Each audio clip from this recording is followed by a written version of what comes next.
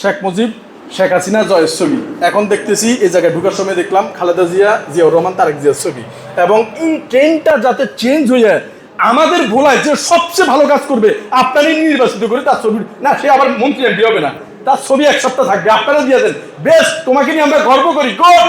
আপনারা এই তাকে ইন্সপায়ার করেন, সে আরো করবে। এতগুলো মানুষ আমাকে ভালো বলছে ভাই, আমি চাইলে এখন খারাপ কাজ করতে পারবো না, কারণ এতগুলো মানুষ আমার ভালো জানে, ভালো বলছে, আমি কেমনে এই কাজটা করি, আমার বিবেকে ভাববে। তাই আপনাদের অনুপ্রেরণা এবং ইন্সপায়ার যদি আপনাদের দেওয়া হয়, আপনারাও অনেক দূরে এগিয়ে যাবেন। এবং আমরা আশা রাখি বাংলাদেশে এই আপনাদের ভলেন্টিয়ারি এই কার্যক্রমের সরকার বিভিন্ন পদক্ষেপ নিবে এবং বাংলাদেশে একটা বেওয়ারিশ মেডিকেল কলেজ, যেটা আমি প্রত্যেক বক্তৃতায় শেষে বলে দিই, বাংলাদেশে একটা বেওয়ারিশ মেডিকেল কলেজ খুবই দরকার, যেটা নাই। কারণ আমরা তো ডাক্তার হই ভাই, 2000 টাকা ভিজিট কেমনি নিমু এই চিন্তা করি, কিন্তু রাস্তায় পৌঁছে গুলো মানুষ মরলো তাতে আমার আর আপনার কিছু যায় আসে না।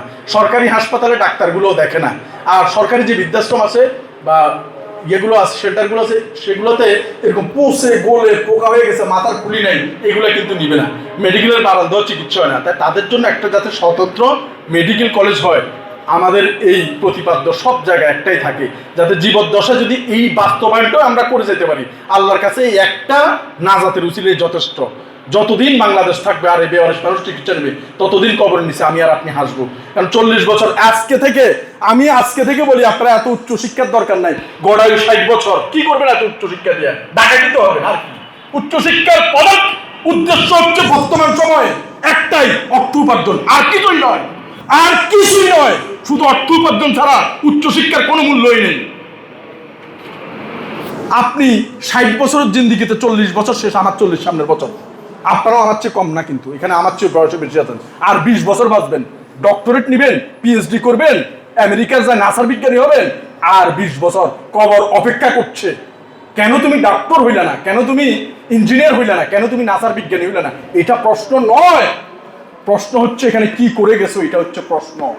তো এই জন্য আমাদের সামনের জিন্দিগিকে আমরা মানুষের জন্য উৎসর্গ করব, মানুষের কল্যাণে কাজ করব, আমৃত্যু এটার সাথে লেগে থাকব।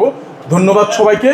ভোলাবাসীর আতিথেয়তা, আন্তরিকতা এবং পরিবর্তন যুব উন্নয়ন সংস্থা সামনের বছরে আবারও যাতে আমরা কোনো না কোনোভাবে আপনাদের সাথে সম্পৃক্ত হতে পারি, বড় কোনো পরিসরে, বড় কোনো আয়োজনে, আরও বড় কোনো পরিবেশে আপনাদের সাথে আমরা সম্পৃক্ত হবে। ধন্যবাদ সবাইকে। আসসালামু আলাইকুম রহমতুল্লাহ বারাকাতুহু। সরকারি বেসরকারি সবার কাজের সাথে যুক্ত, উনি চাইলে আমাদেরকে সহযোগিতা করতে যুক্ত।